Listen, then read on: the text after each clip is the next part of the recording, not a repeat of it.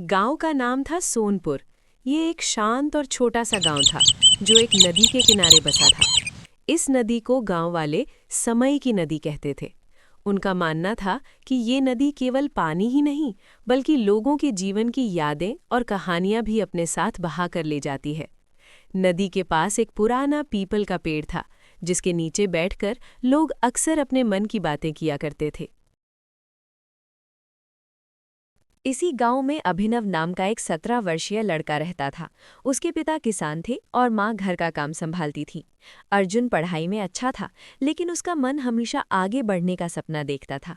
वो जानना चाहता था कि क्या उसकी जिंदगी सिर्फ गांव और खेतों तक ही सीमित रहेगी या वो कुछ बड़ा कर सकता है। हर सुबह अभिनव नदी के किनारे टहलने जाया करता था। उसे लगता था कि नदी उससे कुछ कहना चाहती है। एक दिन उसने नदी के पास एक बूढ़े व्यक्ति को बैठे देखा। सफेद दाढ़ी, शांत चेहरा और आंखों में गहराई थी।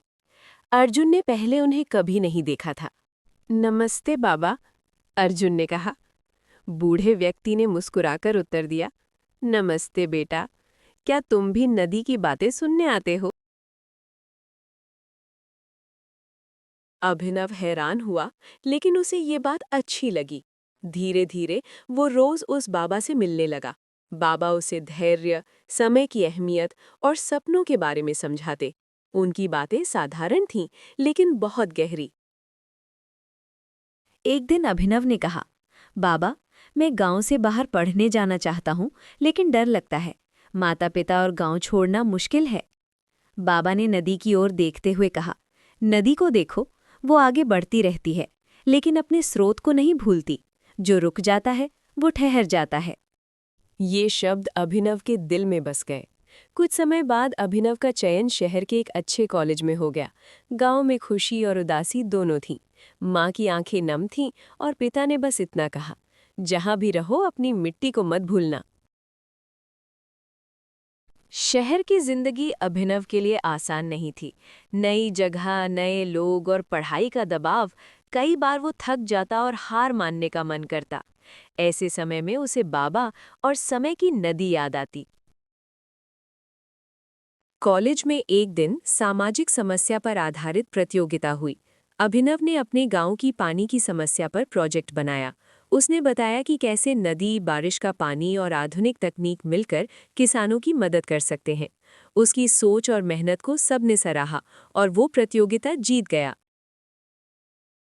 समय के साथ अभिनव ने पढ़ाई पूरी की और एक सफल इंजीनियर बन गया। शहर में उसे अच्छी नौकरी मिल गई, लेकिन उसका मन संतुष्ट नहीं था। उसे लगा कि जब तक वो अपने गांव के लिए कुछ नहीं करता, उसकी सफलता अधूरी है। अभिनव वापस सोनपुर लौटा। नदी वैसी ही बह रही थी और पीपल का पेड़ अब भी खड़ा था। उसने बाबा को ढूंढा, लेकिन कोई नहीं मिला। गांव वालों ने कहा कि ऐसा कोई बाबा उन्होंने कभी नहीं देखा। तब अर्जुन समझ गया कि शायद बाबा उसकी जिंदगी को सही दिशा देने के लिए आए थे। अभिनव ने गांव में पानी संरक्षण की योजना शुरू की। तालाब बनाए गए, नदी को साफ किया गया और किसानों को नई तकनीक सिखाई गई। धीरे धीरे सोनपुर फिर से खुशहाल होने लगा। एक शाम अभिनव नदी के किनारे बैठा था। हल्की हवा चल रही थी। उसे लगा जैसे नदी मुस्कुरा रही हो। अर्जुन ने मन ही मन कहा, मैं अपनी जड़ों के पास लौट आया हूं। समय की नदी चुपचाप बहती रही, लेकिन उसकी कहानी